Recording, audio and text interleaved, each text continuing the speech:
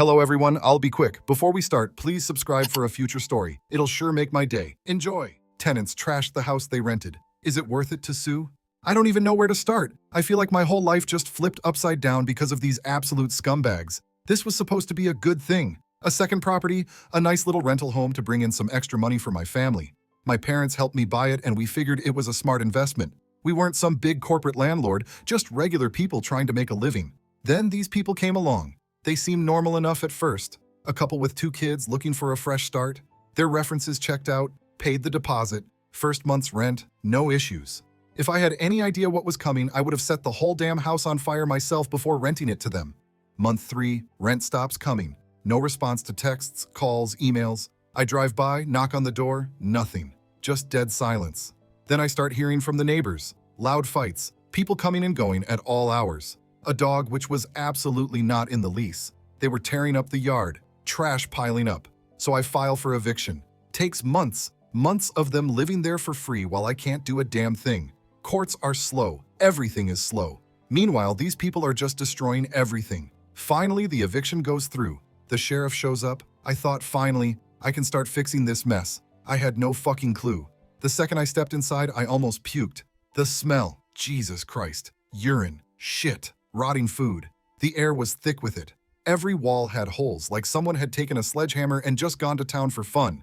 Appliances? Destroyed. Kitchen cabinets ripped off the walls. Bathroom sinks smashed. Doors missing. And then the worst part? The ceiling. There was literal human feces smeared on it. On the fucking ceiling. Who does that? Who looks at a ceiling and thinks, yep, that's where I'm gonna take a shit? I stood there, just frozen, looking at this absolute disaster. And then my dad walked in behind me, took one look, and just let out this long, slow breath. He didn't even say anything, just stood there shocked. I have 3 little kids. 3! And all our extra money was tied up in this place. How the fuck am I supposed to fix this? The cops wouldn't do shit. Civil matter, they said. Not our problem. So now I'm stuck wondering, do I even bother suing? These people don't have a cent to their name. But do I just let them get away with this? Spent the whole night trying to figure out what the hell to do. Called a lawyer. First thing out of his mouth. Even if you win, they'll just pay you in pennies over the next 30 years if they pay at all. Fantastic. The cleanup started today. I hired some guys, but I was there the whole time because I needed to see every inch of it. Needed to understand just how bad it really was. Turns out, worse than I thought. There were literal maggots in the fridge. The bathtub was black with grime. And the closets, oh my God. Piles of trash. Food wrappers, used diapers just stacked in there like some kind of hoarder nightmare. And then we found the dog. Not alive, obviously. Would have been a miracle. No, we found a tiny skeleton tucked away in the laundry room. Looked like it had been there for months. The cleanup crew just looked at me like, you sure you want to see this? I left. When I came back, one of the guys, big guy, tattoos all up his arms, looked like he'd seen some shit, just said, man, I don't know what kind of people lived here, but they weren't human. No shit. At this point, it's not even about the money. I don't even care if I never see a cent from them. I just need them to suffer for what they did. So I started digging. I spent the next few hours going through everything they left behind. Mail, old bills, scraps of paper with phone numbers, just trying to piece together who these people really were. Found eviction notices from other places, overdue utility bills, a credit card statement that was months behind. They weren't just bad tenants, they were professional squatters. Checked the electrical panel next. I knew something was off because the power had been shut off for weeks, but I was still hearing weird buzzing sounds in the walls. Opened it up, and of course, they had done some DIY electrical work. Wires spliced together with duct tape, random outlets running off each other, half the panel was a fire hazard. Had to call an electrician. He took one look at it and just laughed. I'd be surprised if this place didn't burn down while they were living here. At this point, nothing would have surprised me.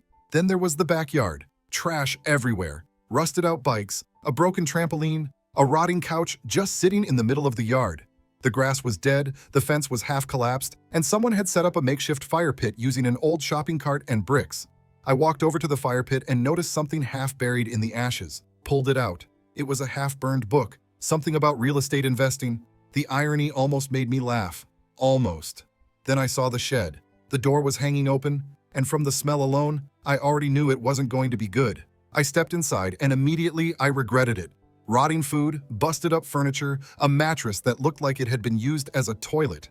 And in the corner, a pile of empty beer cans, cigarette butts, and something that looked an awful lot like a homemade bong. They had been living out here, or at least someone had. At that point, I was done, just completely done. I walked back inside, grabbed a bottle of bleach, and started pouring it on every surface I could reach. The cleaning crew just stood there watching. One of them finally said, "Dude, you might want to just burn this place down and start over." I was starting to think he had a point. At the end of the day, I sat outside on the front steps looking at the house. My dad pulled up in his truck, stepped out, and looked around. "You all right?" I didn't answer. He walked inside, took about 2 minutes to take it all in, then walked back out. "Well," he said, "I've seen worse." "When?" He thought about it. "All right, maybe not." We sat there for a while just looking at the mess. Then he asked the question I had been avoiding. "You gonna sue?" I didn't know, and that was the worst part, because even if I did, what would I actually get? Nothing. But letting them walk away didn't sit right either. I didn't have an answer, and I hated that more than anything. I spent the next 2 days looking for everything I could find on these people. I wasn't just angry. I needed to know what kind of trash could live like that, destroy a house, and walk away like nothing happened. It didn't take long. They had done this before. I found a landlord in another town about an hour away. Same story. They rented, stopped paying after a couple of months, destroyed the place, and disappeared. He never got a dime out of them. I called him. "Yeah, I know those assholes," he said. "If they're your problem now, good luck." I told him what they did to my house. He laughed, but it wasn't funny. They didn't shit on the ceiling in mine, but I guess they got more creative. I asked if he ever sued. He said he tried, but they never showed up to court, never paid a cent. By the time he got a judgment, they were gone, living in another place under another name. I kept looking, found another landlord. Same thing. Found a woman who rented them a trailer. Yeah, you guessed it. They trashed that too. They were professional squatters. Rent a place, stop paying, drag out the eviction, destroy everything, move to the next house, repeat. They knew the system. They knew exactly how far they could push before the law got involved. And the worst part, nobody ever stopped them. Nobody ever held them accountable. I called the cops again. "I have proof that they've done this before," I told the officer. "This is a pattern. This is fraud. This is criminal." "It's a civil matter," he said. I wanted to scream. "So what? They can just keep doing this forever? Just move from house to house, never pay rent, destroy everything, and walk away?" He didn't answer. That night, I went back to the house. My dad was still there, hauling out debris. We worked in silence for a while. Then he spoke. "You gonna let them get away with it?" I didn't know what to say. I didn't have a choice. The law didn't care.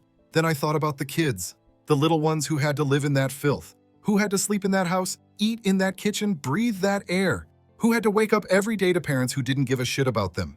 I had already reported them to CPS when I saw the house, but I wanted to know if anything actually happened. I called. The woman on the phone pulled up the case. She hesitated. "All I can say is that we are investigating." "Are the kids safe?" "I can't give details." I hung up. The next morning, I got a call back. They wanted to meet. I drove to their office, sat across from a caseworker. She asked me to describe everything. The house, the kids, the mess, the smell. I told her all of it. She was quiet for a long time. Then she nodded. "This isn't the first report on them," she said.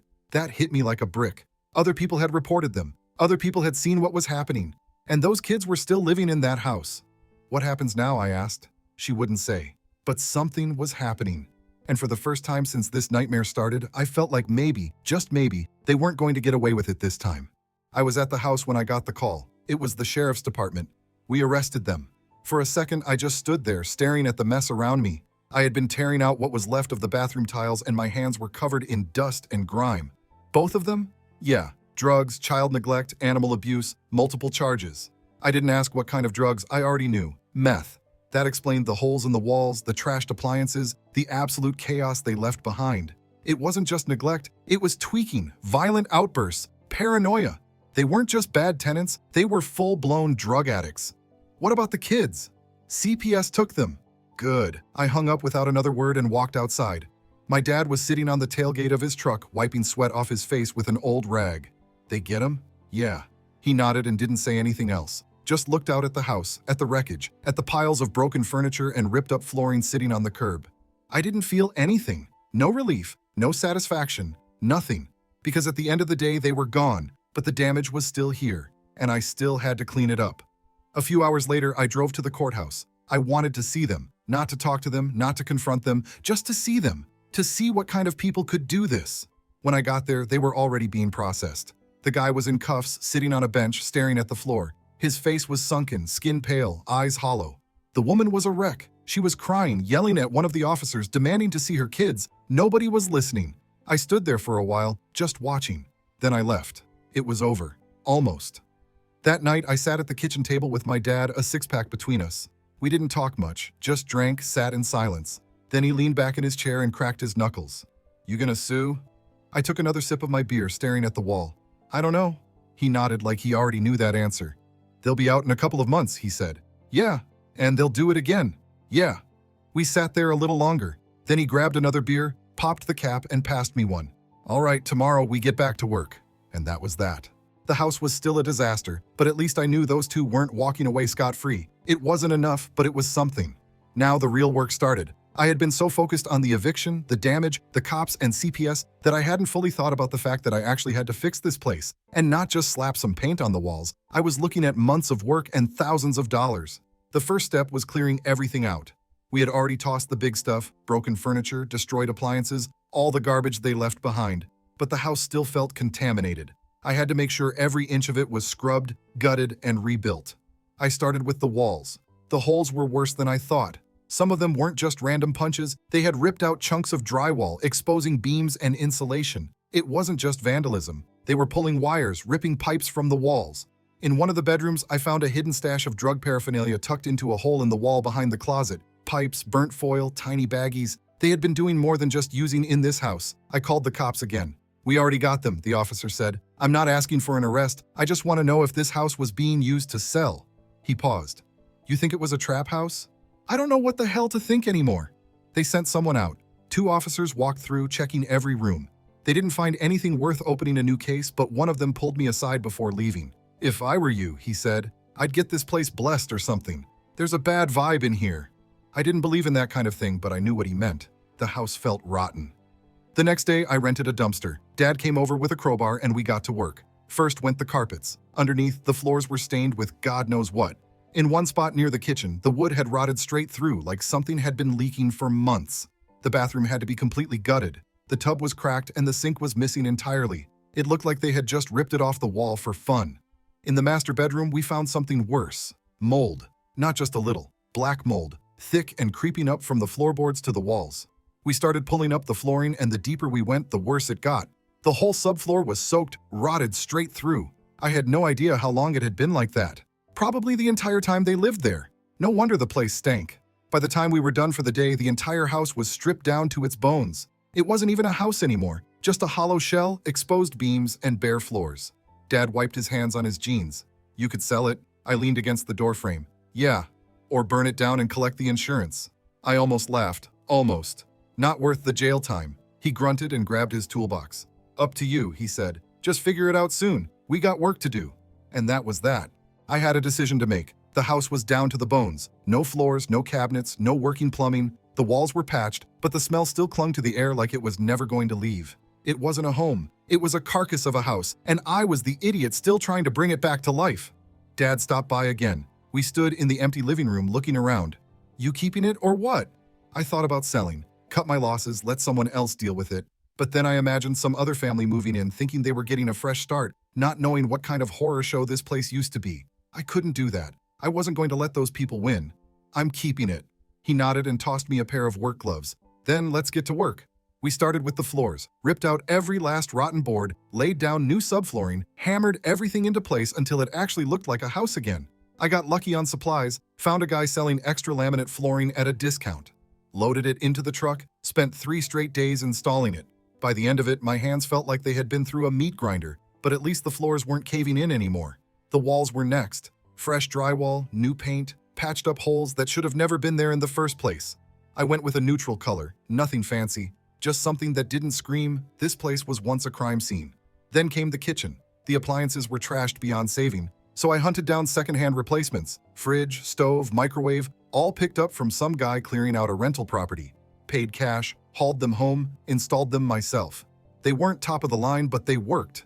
The cabinets took longer. Had to rip out the old ones, clean out whatever nastiness was left behind, then install new ones piece by piece. It was slow, back-breaking work, but after weeks of fixing, hammering, and rebuilding, the house finally started looking like a place someone could actually live in. The bathroom was the last nightmare. The tub was gone, the plumbing was a mess, and I still don't know what they poured down the drains, but it took a plumber hours to clear it out. By the time it was done, everything was new. Sink, toilet, tub, even the damn mirror. I stood there staring at it when we finished. It was just a bathroom. White tiles, plain fixtures, nothing fancy. But it was clean. It wasn't destroyed. It wasn't the disaster it used to be. By the time we were done, months had passed. I didn't keep track. I didn't want to. One day Dad walked in with a beer, handed it to me, and looked around. "Looks like a real house again." I nodded. He took a sip, looked out the window. "You renting it out?"